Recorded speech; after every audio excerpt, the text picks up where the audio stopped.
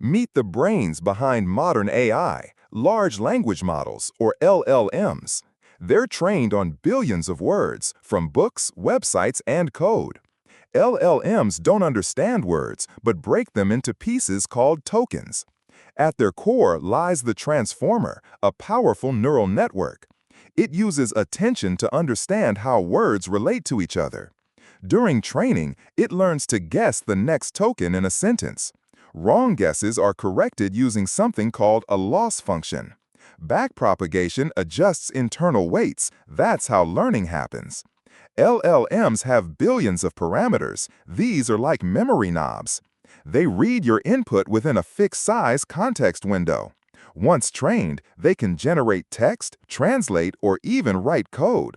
Settings like temperature control how predictable or creative results are. With human feedback, they get better. That's called RLHF. But they're not flawless. LLMs can be biased or make mistakes. Still, they're changing the world, one word at a time.